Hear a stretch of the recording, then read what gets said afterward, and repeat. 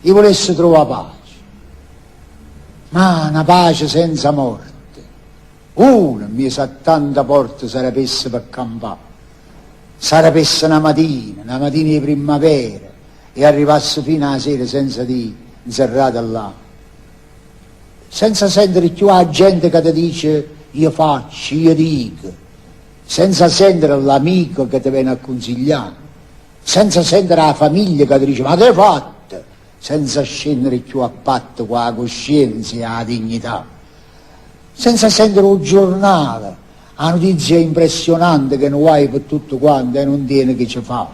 senza sentire un dottore che ti spiega la malattia,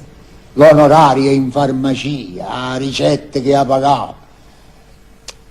senza sentire sto cuore che ti parla di concettine, Rita, Brigida, Nannina, che sta sì, che l'altra no, perché insomma si può pace e non sentire più niente e aspettare che solamente viene la morte a te pigliare. Io volessi trovare pace, ma una pace senza morte. Una mi sa tanta porta sarebbe per campare, sarebbe una mattina di primavera e arrivasse fino a sera senza di serrata là.